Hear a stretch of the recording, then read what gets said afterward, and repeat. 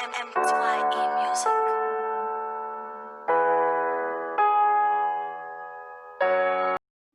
Hello boys and girls, welcome to the RSI Forex Education.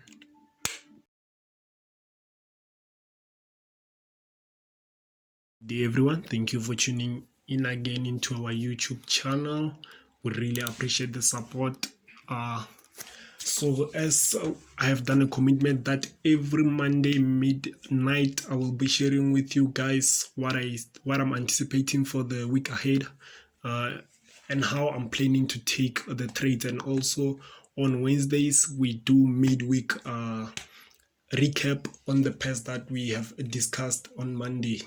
So for this week we'll be looking at our top four. As you know, we only deal with top fours. Before I used to do top six, but then I found that very difficult for myself to concentrate and whatsoever, so I decided to reduce the number to 4, and it's been working very well. So for this week we are looking at USD Swiss franc, we are looking at NZDJPY, GBPCHF, and the last one it's AUDCAD. So now let's start on this one on USD Swiss franc. If you really do like our content, please hit the thumbs up button, subscribe, and hit the notification bell, and also comment below. I'm sure you guys have been getting some valuable information on how to do the probables and the possibles, as we always do them before taking a trade, the mindset behind it and whatsoever. But then we'll be dropping more videos regarding that. So now let's dive into the charts. Now here we have the USD Swiss franc. If you haven't watched our last video, you can go back and check what we anticipated the last week, and price was somewhere here. Still remember, yes, price was somewhere here, and here we were, because of this impulsive move plus this pattern which breaks to the downside, we were anticipating something of this nature. A break there giving us a correction in a pattern that breaks to the upside, but then unfortunately that didn't happen. Price pushed up to this point, and when it got there, we anticipated a double bottom, this area here, this and this, and here we were looking for that 6 to 8 hour correction for entry. Hence here we didn't get it. Price pushed to the upside. When price came back here, we evolved and used our diagonal support for entries, and we had something of this nature. That's why you see this 2 trend lines here. So we did take this trade somewhere there with a buy opportunity, and our stop loss was minimized somewhere there, about 16 pips. So that was good, and we were aiming for, I think it was 200 and something pips, but then unfortunately that didn't happen. Price triggered us in, came back to retest, and when price got somewhere there, we moved our stop loss to break even. So for this trade it was break even. And during the weekend when I was doing my 3-step process, this is what I have evolved, and this is what I'm anticipating. We are still looking for buying opportunities. Now here, let's implement our multi-touch confirmation. At the top we do have this, which is our first touch, our second touch. At the bottom we have this first touch, second touch. So here we are anticipating a third touch. So in that manner, but then we did discover this pattern here, and here we can see that this gave us let's again implement the multi-touch on this one. This gave us a first touch, a second touch, and a third touch there. So in this case we won't wait for price to get somewhere there. Yes, it might get there, but then if it does get there, we will check how it gets to that area there. So here now implementing our probables and possibles. Okay, let me just remove this. Let me remove this.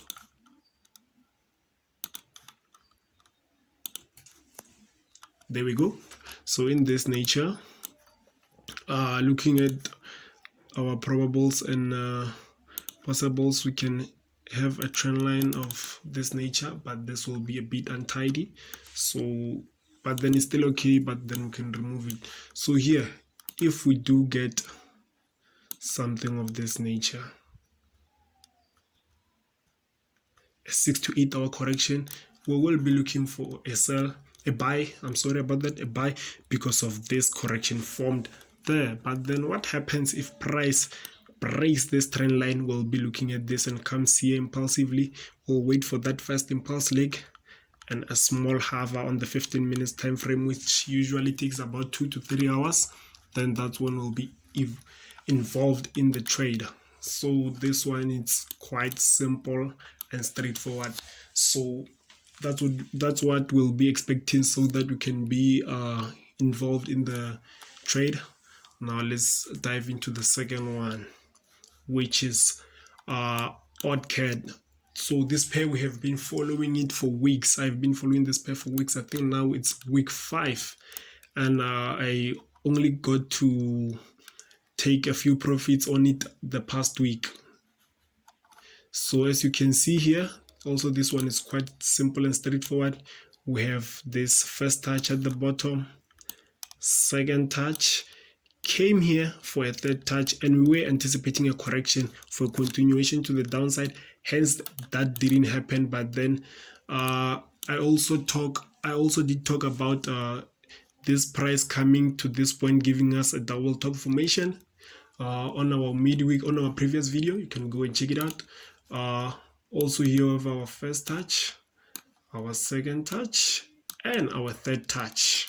Hence you saw here I wrote double top formation. So the past week, as you can see here, when price came here to give us our third touch, this is what we did. We evolved our structure, had this, came here, and we got that small hover on our 15 minutes time frame, and we took a sell there with a very minimized stop loss, with a very I think it was somewhere there 24 pips, aiming for this. But then what's key in such things, it's also knowing how to manage your trade. Trade management is very important, guys. Trade management is very important. When price gets to some significant areas, know how price is getting there and know what you're expecting. So this is what happened when price shot all the way to the downside. I moved my stop to this previous low, and this is what happened. Price gave me this 6 to 8 hour correction. I went in for another entry there. I went in for a second position, and my stop was somewhere there. And what I did, I also took the stop of this first one that's running into profit. I took it and put it at the same place as this one. So in this case, I know that, for example, if you can check what happened here, price came to the downside, gave us this, triggered me in, and took me out. So in this case, I lost this one, but then I took a few profits from this one, and the profits that I took from the first one covered the loss of this one and also gave me profit on top of that. So risk management is key, and trade management is key, guys, is key. So I was happy because the trade was in my plan. I was happy, I won't lie. The trade was in my plan. So this previous week, we only took a trade on this one and also on USDCHF, which resulted with a break even for GBPJPY. GBPJPY didn't meet our criteria for entry, hence it didn't give us that correction for entry, just shot to the upside. Yes, we were anticipating a buy, but then it just shot to the upside without giving us those things that we were looking for, and that's not a trend smash, and I'm happy that I wasn't involved in that trade. So here, this is what we are looking for. We are looking for this double top formation. You can see price went up, came here and started giving us this pattern, which breaks to the downside. This pattern we know breaks to the downside. So in this nature, what we'll be looking for before we take a trade, will we take a trade here because of this 2 rejection candles? Yes, we can take a trade there, or let me say it's valid, but then on my side, I'm really not good with taking risk entries, so I'm still working on that, trying to get better on it. So but then at this state, I don't take risk entries. That's why I always wait for 6 to 8 hour correction, but then I'm in a process. I'm learning how I can get involved in such trades whereby I use the candlestick confirmation and whatsoever. But then in this nature, what I will wait for, it's something of this nature. If price comes and give us a 6 to 8 hour correction of this nature, then I will be involved in a trade. Or price just come in there, go into the upside, but then in a corrective manner, that's when I would take a sell at the break there. Or if price comes to the downside, breaks this, giving me what? Giving me a correction for entry, then I will enter. But then what will happen, for example, if price just moves from here, push to the downside impulsively? Yes, it's possible. What is it? Then we'll be looking at this net line. We'll be expecting something of this nature, a correction for entry. Sorry about my drawing. A correction for entry, then that's when we'll be looking to take a sell. So that's it for AUDCAD, guys. And our initial take profit is at this level here, our 90% of this large correction. Now let's move into the third one, which is GBPCHF. GBPCHF. This one also has the criteria to be under our top pairs, the most probable pairs. So we can see here, if we can check this move, if we can check this move here, this move is one large impulse move to the downside, because we can see didn't give us much corrections, just came, give us this correction, then shot again to the downside, but after that started forming this bigger correction move, which breaks way to the downside. So we are expecting a sell on this one. We're expecting a sell on this one. Hence you see we also have this falling wedge pattern. So the 90% here will be our first take profit will be at this area, and our second take profit will be here at this support diagonal line. So in this nature, this one, let's just dive straight into the probables and possibles. So here it might look a bit complicated, but then we are looking for certain things. In this nature, we can see price came here, created our higher high, our higher low, came here, higher high. So now we are expecting price to continue breaking these lows, going to the downside. But then are we going to enter it here or where? Now let's find out on how we are planning to catch a trade on this one. So we can see price, it's like this. We can see, can come here at a trend line somewhere there, coming again, having something of this nature. Considering this as a false break, this is also good, but then I would rather implement what we all know. If you have been following my past setups, you know that I do involve what I call a diagonal or support, diagonal resistance for entries. Now in this nature, we check how price gets to this area. If price will get to this area, that's what we check, how price gets to these areas. If for example price gives us something of this nature, this is when we'll take a sell, because it is giving us this 6 to 8 hour correction in a pattern form that breaks to the downside, so then we'll be happy to take a trade on that one. Or if price, just even if price doesn't go up there, but then just giving us something of this nature, then we will take our sell. So this is what we are looking on this one. This is what we are looking. It's not that complicated. Now let's dive into the last one, which is NZDJPY. This one, it might be a little bit confusing. Let's start on the daily time frame. You can see on our daily time frame we have this. You can see we have this large falling wedge pattern that we know that it does break to the upside, but that doesn't mean that price just have to shoot to the upside or whatsoever. After all, we do what price is telling us to do, not what we think the market will do.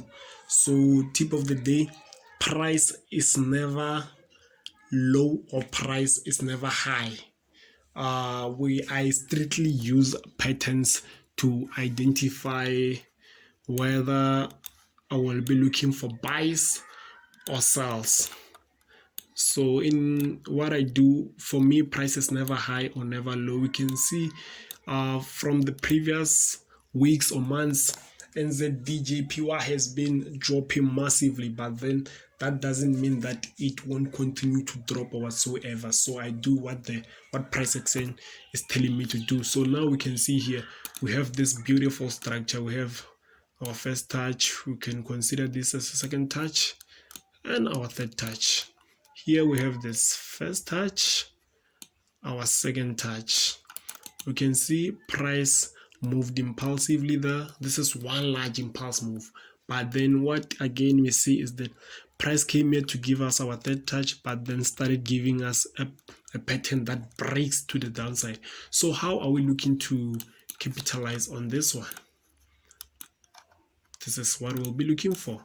If we can check closely here, we can see that this is giving us the M formation, which is known as the double top. So here we can be expecting some sales. Hence you can see I have this horizontal ray. So in this case, our first take profit will be at this level here, at this low, and the second one will be at this trend line. If it does break this one, then still we'll be looking for sales all the way to our 90% rule, which is here, which is there. So here, if we can look closely, price gave us a candlestick rejection, which is a shooting star. This is a good rejection, but just like I told you guys, I'm not really good with candlestick confirmations. So what I do, for now I don't take them, but then I just take screenshots and check how they played out. Like I'm still developing on them. When I feel like I'm ready, then that's when I will start implementing them on my entries and whatsoever. So in this nature, we'll be expecting something. If it does give us something of this nature, a 6 to 8 hour correction for entry, coming again to retest this high, then we will take a sell. Or if price pushes to the downside, when it reaches here and giving us something of this nature, we will take a sell. Or price breaking there, coming there to retest in such nature and going to the downside. So that's what we'll be looking for, and we will be evolving every day. Hence, from Monday to Thursday, every day 8 a.m. I wake up focused and whatsoever. Focusing helps me a lot to know what I'm looking for the day, so I don't have to be on the charts the whole day. If there are specific pairs that are the structure is near to being ready for me to take the trade, then I will just keep a close eye on that certain pair for that day while others are still developing. So this helps me not to I just sit the whole day in front of the screen or whatsoever. Hence, I'm not a scalper or a day trader, but then I'm a swinger. So thank you very much, guys, for staying with me up until this very end. I really appreciate your support, guys. Please don't forget to hit the subscribe button, the thumbs up button, the comment, and also please share the link. The information may not be valuable to you, but then the information might help someone out there. Thank you very much, guys. Cheers.